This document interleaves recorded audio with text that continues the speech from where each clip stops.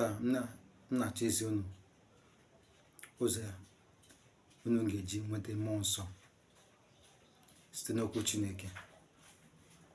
Taa ndị mmadụ na-anwasị ike inweta mmụọ nsọ, mana n'ikpeazụ ha na-enweta mmụọ ọjọọ n'ọnọdụ mmụọ nsọ. Ọ bụ ihe na-agbawa obi, ọ bụ ihe mgbu nye m na ndị mmadụ na-enweta mmụọ ọjọọ n'ọnọdụ mmụọ nsọ, bịa na-achọsi ike inweta mmụọ nsọ. Gịnị mere o jidere ha otu a? Ọ n'ihi na ha na-achọ mmụọ nsọ n'ụzọ nke aka ha. Ha achọghị mmụọ nsọ n'ụzọ okwu Chineke. Dịka ndị amamihe ahụ, ndị amamihe atọ ahụ, ndị atọ ahụ maara ihe na-achọ ebe a mụrụ Jizọs Kraịst. Ha gawa na Jerusalem, mana akwụkwọ nsọ kwuru na a ga-amụ Jizọs Kraịst na Betlehem. Ha gawa Jerusalem ịchọ ebe a mụrụ Jizọs Kraịst. Site na ndahie ha, egbuo ọtụtụ ụmụaka ndị kwesịrị ịnwụ n'ihi na ha buru echiche ha na-achọ ebe a mụrụ Jizọs kama iji okwu Chineke chọwa ebe a mụrụ Jizọs Kraịst. Okwu Chineke kwuru na a ga-amụ Jizọs Kraịst na Betlehem, mana ndị ahụ maara ihe ndị atọ gawa na Jerusalem ịchọ ebe a mụrụ Jizọs Kraịst. Anyị kwesịrị ịchọ Chineke site n'ụzọ nke aka anyị. Anyị ga-achọ Chineke site n'okwu Chineke, anyị ga-enweta ya. Mmụọ nsọ bụ onye dị nsọ. Ọ Chineke n'onwe ya, dịka Chineke nna bụ Chineke anyị, Chineke ọkpara bụkwa Chineke anyị, Chineke mmụọ nsọ bụkwara Chineke anyị. Ọ Chineke, ọ bụghị Chineke anyị ga-atụziri aka mee nke a, emela nke a, si na windo bata, si n'ọnụ ụzọ pụọ. Mmụọ nsọ bụ mmadụ na-eme otu ahụ. Ọtụtụ ndị na-ada n'ala, na-adagharị n'ala, ụfọdụ na-emerụ arụ ha, ụfọdụ na-emebisi oche ụlọ ụka ha. Ndị ha ji emebi oche nzukọ ha. Mmụọ nsọ na-eme ka mmadụ mee ụdị ihe ndị otu a? Mba, mmụọ nsọ bụ onye na-eme ka mmadụ mee ụdị ihe ndị otu a. Mmụọ nsọ ma mmadụ nke ọma. Ọ na-arụ ọrụ site n'okwu Chineke. Ewezuga okwu Chineke, mmụọ nsọ agaghị arụ ọrụ ọbụla. Ọ na-abata n'obi mmadụ site n'okwu Chineke. Ọ ndị kwuru okwu Chineke ka mmụọ nsọ na-abata n'obi ha. Ndị kwuo n'okwu Chineke, mmụọ nsọ agaghị abata n'obi ha. Emebe akwụkwọ nsọ, Baịbụl okwu Chineke. Site na okwu a ka m ga-enweta oziọma mmiri ahụ na mmụọ nsọ. Ọkwa site n'okwu a ka m ga-enweta mmụọ nsọ. Anyị ga-anara okwu Chineke a, anyị anara mmụọ nsọ. Eme ihe okwu Chineke na Jenesis isi mbụ amaokwu nke 2. Ọ sị, ụwa wee bụrụ ihe ntọgbọrọ n'efu na ihe ntọgbọrọ na nkịtị. Ọchịchịrị dịkwa n'elu ogbu mmiri, mmụọ Chineke na-erugharịkwa n'elu mmiri. N'ebe akwụkwọ nsọ sịrị, ọchịchịrị dị n'elu ụwa, mmụọ Chineke na-erugharị n'elu mmiri. Mmehie dị n'obi mmadụ. Mmụọ Chineke apụghị ịba n'ime obi mmadụ n'ihi na mmehie dị n'obi mmadụ. Onwe na-erugharị n'elu mmiri, na-erugharị, onwe ike baa n'ime n'obi mmadụ, ọ na-erugharị n'elu mmiri. Na amaokwu nke 3, ọ sị, Chineke wee sị ka ihe dị, ihe wee dị. Ọ mgbe ihe ahụ batara ka mmụọ nsọ batara n'ime obi mmadụ. Ihe a pụtara na mmụọ nsọ na-anọ ibe mmehie ndị. Ọ mmụọ nsọ dị nsọ, onwe ike na ibe mmadụ mmehie ndị. Ọ ndị nwetara mgbaghara mmehie n'obi ha, mmụọ nsọ na-abịa ebiri n'ime obi ha. Ya na-enweta mmụọ nsọ site n'ịdabere n'okwu Chineke. Ọ bụ onye echiche nke aka anyị. Olee ụzọ anyị si enweta mmụọ nsọ? Ị ga-achụ ka emepe ihe akwụkwọ nsọ kwuru, Baịbụl kwuru banyere otu esi enweta mmụọ nsọ. Ọlụ ndị ozi isi 2 amaokwu nke 38.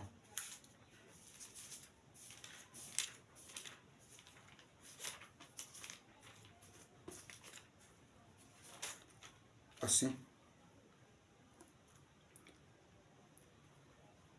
Pita wee sị ha, chegharịanụ ka emekwa unu niile baptizim n'otu n'otu n'aha Jizọs Kraịst, ka e wee gbaghara mmehie niile unu ga-anatakwa onyinye a bụ mmụọ nsọ. Naanị ụzọ ka esi enweta mmụọ nsọ. A ga-anata onyinye a bụ mmụọ nsọ mgbe anyị kwere na baptizim Jizọs Kraịst. Onye mmehie ga na mmiri ka eme ya baptizim, nweta baptizim mmiri, ọ ga-enweta mgbaghara mmehie na mmụọ nsọ? Mba. Onye mmehie gaa na mmiri nara baptizim mmiri, ọ ga-enweta mmụọ nsọ na mgbaghara mmehie. Olee ihe a pụtara? Ekwesịrị ịghọta ihe a n'uche nke mmụọ nsọ. Ihe Pita na-agwa anyị ebe a bụ ekwesịrị ikwere na baptizim Jizọs Kraịst. Site na baptizim Jizọs Kraịst ka atụkwasịrị mmehie niile nke ụwa n'elu isi ya. Mgbe Jọn mere baptizim, atụkwasịrị mmehie niile nke ụwa n'elu Jizọs Kraịst.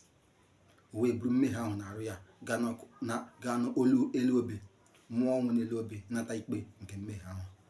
Ya ka ihe anyị kwesịrị ikwere na ya. A kwesịrị ikwere ya, nweta mgbaghara mmehie na onyinye nke mmụọ nsọ.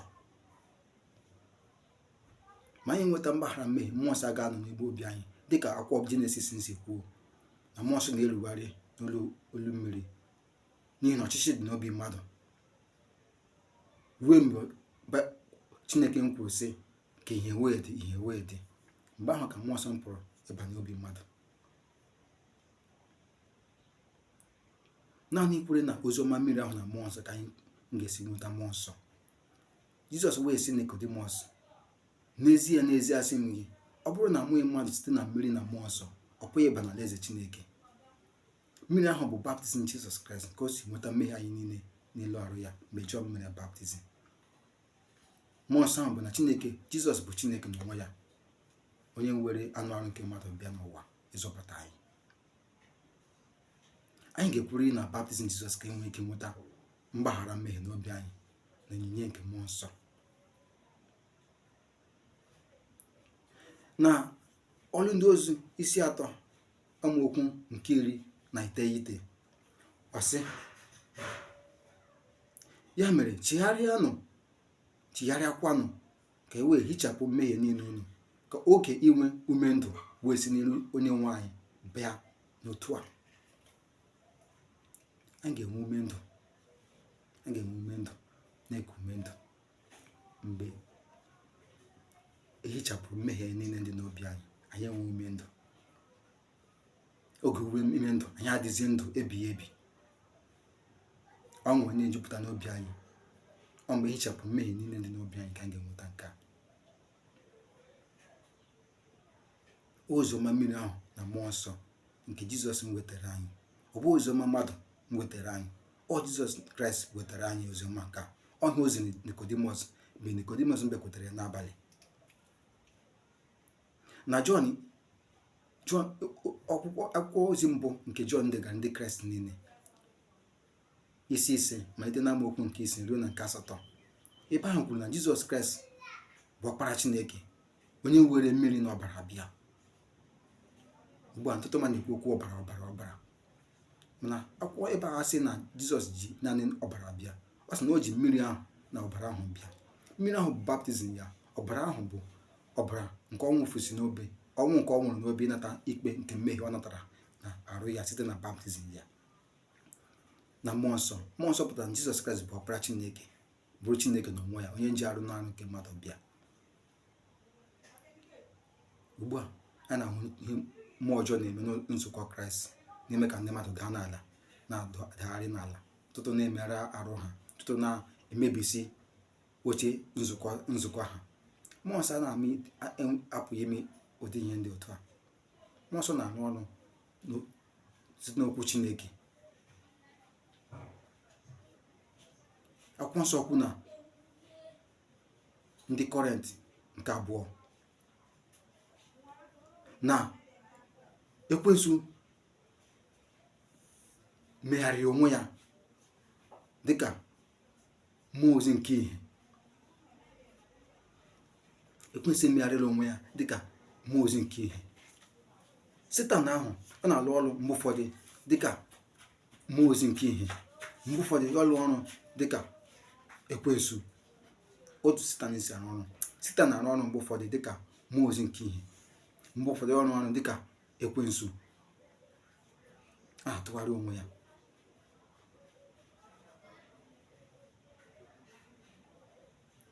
Ekwela ka ekwensu duhie gị site na ihe ọ na-eme na nzukọ Kraịst. Mazụ eziọma mmiri ahụ na mmụọ nsọ. Naanị ịmazụ eziọma ka ị ga-enweta mgbaghara mmehie n'obi gị. Mmụọ nsọ ga-abịa biri n'obi gị ebighị ebi. Emepụ ọlụ ndị ozi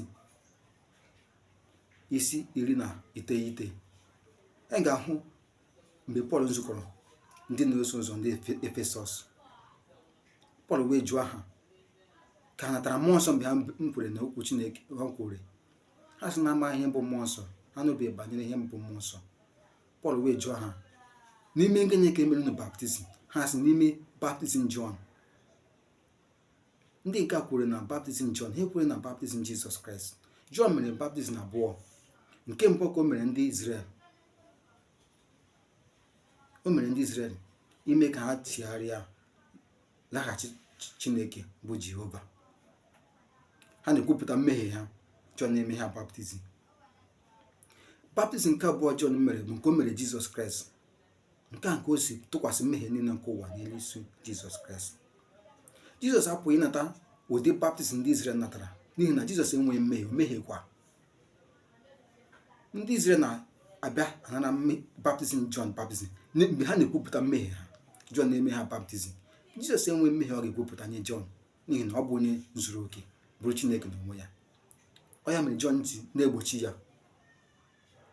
Baịbụl sị Jọn na-egbochi ya, jụọ ya, gịnị mere iji abịakwute m?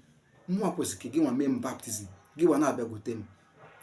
Jizọs ya, kwere ya ugbu a, kwere m ugbu a, n'ihi na otu a ka o kwesịrị anyị imezi ezi omume niile. Jọn wee mee ya baptizim, wee mezi ezi omume niile, hichapụ mmehie niile nke ụwa, mee ka anyị nweta mgbaghara mmehie niile. Site n'ime anyị baptizim, ịba n'ime Kraịst, ka anyị ga-enweta mgbaghara mmehie, nweta mmụọ nsọ. Pọl kọwara ndị na-eso ụzọ Efesọs ahụ banyere oziọma mmiri na mmụọ nsọ ahụ. Ha wee kwere na oziọma mmiri ahụ na mmụọ nsọ. Pọl bekwasịrị ha aka n'isi, ha wee nata mmụọ nsọ. Ọ pụtaghị na naanị ikpekwasị aka n'isi ka na-enweta mmụọ nsọ.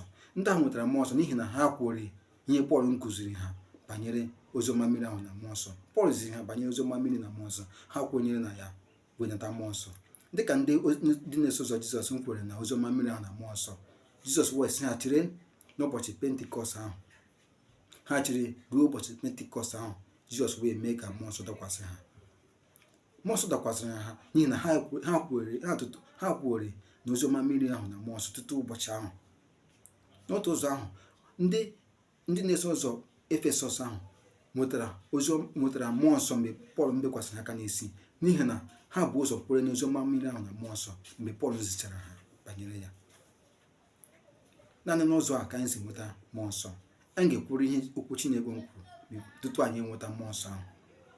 Anyị hapụ inweta mmụọ nsọ n'echiche nke aka anyị. Anyị nweta site n'okwu Chineke, ihe okwu Chineke kwuru. Okwu Chineke sịrị ka eme anyị baptizim n'aha Jizọs Kraịst n'ihi mgbaghara mmehie. Anyị ga-enweta onyinye a bụ mmụọ nsọ. Mgbaghara mmehie ga-adịrịrị bifo tutu mmụọ nsọ abata. Mgbaghara mmehie bụ ihe ga-ebu ụzọ dịrị tutu mmụọ nsọ abata. Ma mgbaghara mmehie adị, mmụọ nsọ agaghị abata, n'ihi na mmụọ nsọ anaghị n'ebe mmehie ndị. Naanị site na baptizim Jizọs Kraịst na ọbara-Ya n'obe, anyị kwere na ya, anyị ga-enweta mgbaghara mmehie. Mmụọ nsọ ga-abịakwa biri n'obi anyị. Na-achọ ka ị nwee ezi omume. Na-achọ ka ị nwee ezi nzọpụta taa. Ka ị mara oziọma mmiri ahụ na mmụọ nsọ nke m pụrụ inye gị nzọpụta, nke m pụrụ ime ka mmụọ nsọ bata n'ime obi gị taa site n'inweta akwụkwọ nke Pọsị Yọngụ. Lee ya, akwụkwọ a dị n'ịntanetị. The first way for you to receive the Holy Spirit site n'aka pụrụ. Ị gaa na ịntanetị ị ga-enweta akwụkwọ ga-ezi gị ozi ga-esi nweta mmụọ nsọ site n'okwu Chineke, ọ bụ site n'echiche nke mmadụ. Ka ị ghara ekwe ka ekwensu duhie gị inye gị mmụọ ọjọọ n'ọnọdụ mmụọ nsọ, gụọ akwụkwọ nke a, the first way for you to receive the Holy Spirit site n'aka pụrụ. Ị ga-amazụ oziọma mmiri ahụ na mmụọ nsọ nke na-ekwe ka anyị nweta mgbaghara mmehie ya na onyinye nke mmụọ nsọ. Naanị site na oziọma mmiri ahụ na mmụọ nsọ ka anyị pụrụ isi nweta mgbaghara mmehie na mmụọ nsọ. Anyị ndị kwere na oziọma mmiri ahụ na mmụọ nsọ ugbu a na-ajụ na ajụjụ, unu nwetara mmụọ nsọ mgbe unu kwere? Ajụjụ ahụ onye ozi Pọl jụrụ ndị disciples Efesọs. Ajụjụ nke onye ozi Pọl jụrụ ndị ozi Efesọs, unu kwere na unu nwetara mmụọ nsọ mgbe unu kwere? Na ha enwetaghị mmụọ nsọ mgbe ha kwere, n'ihi na ha kwere na naanị n'ime Jọn baptizim, naanị na baptizim Jọn baptizim ka ha kwere na ya. Ha enwetaghị mmụọ nsọ. Pọl wee zie ha banyere baptizim ịbanye Kraịst. Ha wee nara oziọma natakwa mmụọ nsọ. Taa anyị na-ajụkwa unu nwetara mmụọ nsọ mgbe unu kwere?